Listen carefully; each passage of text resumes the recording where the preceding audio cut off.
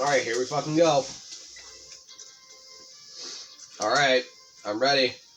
Tell me.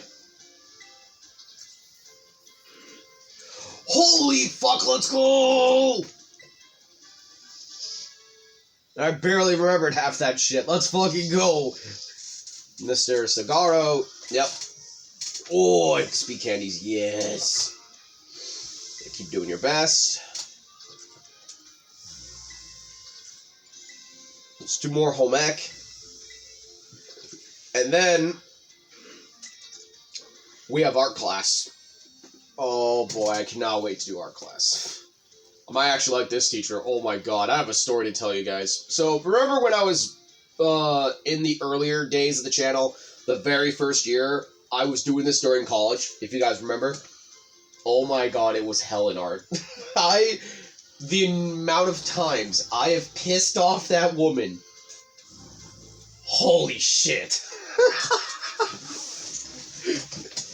My fucking autistic antics. She kept getting, like, it was to the point where she wasn't even mad at me, she was just disappointed. She's like, Zach, why are you following orders? I'm like, and I'm thinking in my head, just let me do whatever I want. Art isn't fucking subjective. I want to do whatever the fuck I want. Though some of you had to retake the midterm exam multiple times, I'm glad to say that the majority of the class passed without issue. I feel honored to see that the knowledge and skills indispensable for daily life have taken root in all of you. I trust that you will all work just as hard on your life skills in this second half of the course as well. Let us now turn our attention to the topic of the day, which is inspired by a question I received on the subject of meal powers. The student who asked this question is a young man who enjoys the culinary arts. He tells me that he regularly researches culinary techniques on his own and pays careful attention to the ingredients he uses. Referencing Arvin. He also spends day and night studying all aspects of the culinary arts. Yet despite this, he is baffled by his inability to increase the effectiveness of his meal powers. So tell me, Master Dry, since you did quite well on your midterm exam, what should this young man... He almost called him out!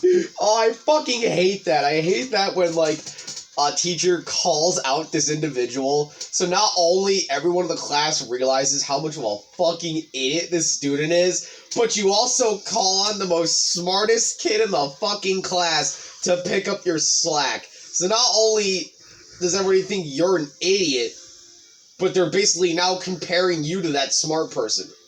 Fuck! Fucking hate that.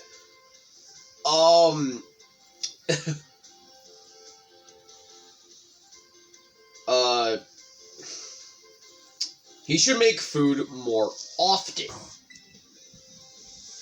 Coordinates are not easy grasp. Simply engaging in them more often will... Oh, okay. With friends.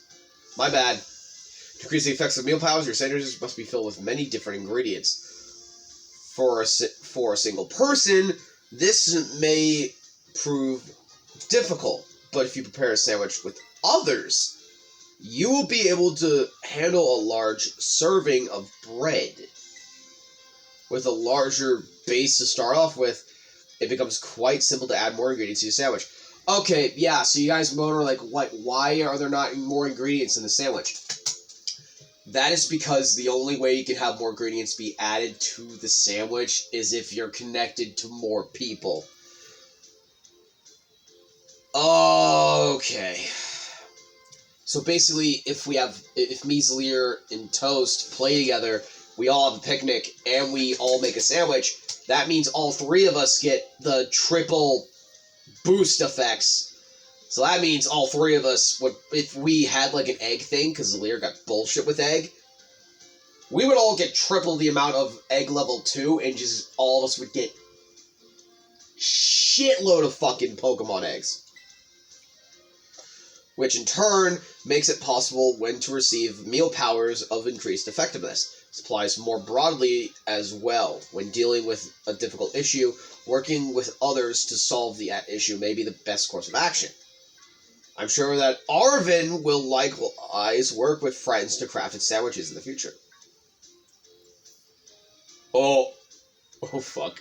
The The identity of the male student is a matter of privacy, so I will ask you do not pry too deeply. Our time together has come to an end for today. I bid you all farewell. Hey, Arvin healed his dog. He's doing his best. Okay, this is before he did, but we were able to help him out despite that, and he was able to heal his dog, which made me almost cry.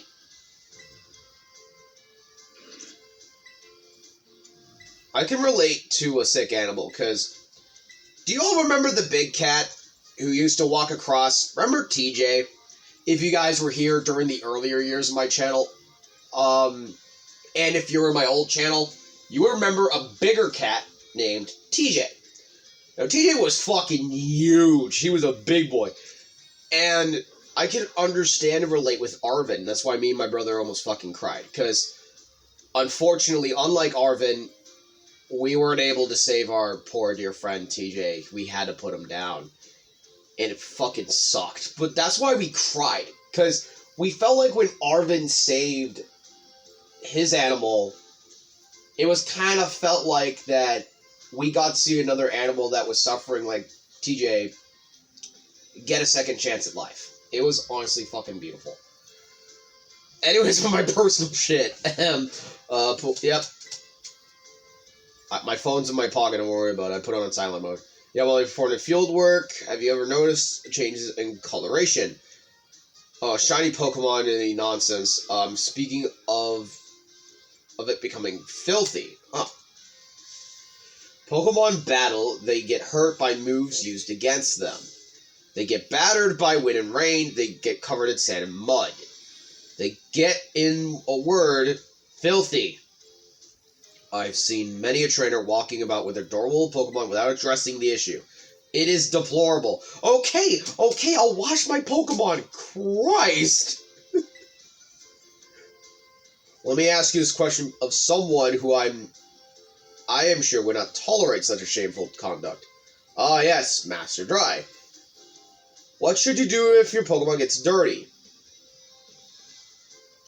Clean up! Perfectly correct. I knew I could count on you to provide me with such an answer. When your Pokemon are dirty, clean them. This, of course, simply common sense.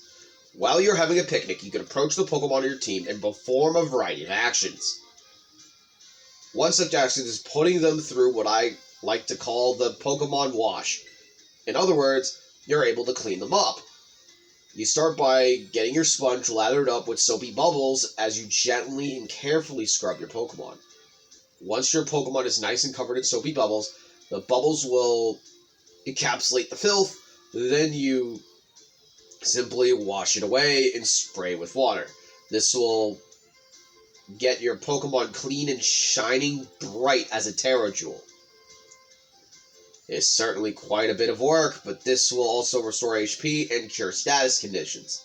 However, some Pokemon may have parts of their bodies that they don't want scrubbed, or that they would rather not get wet. Be sure to keep this in mind when cleaning your Pokemon. Now, the most important point that I must mention is that some Pokemon like to be dirty.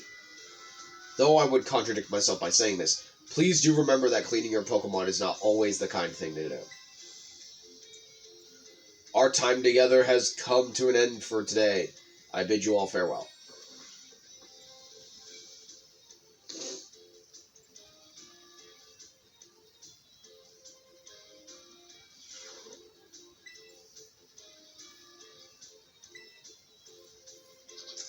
Art. Oh, not yet. I would actually like to explore the place, actually.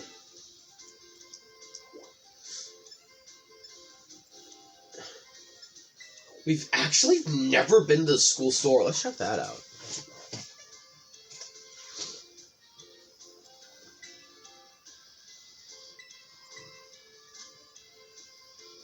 Oh, are you serious?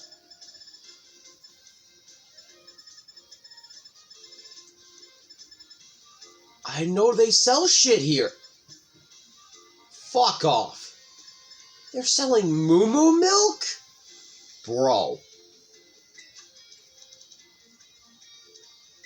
That is busted.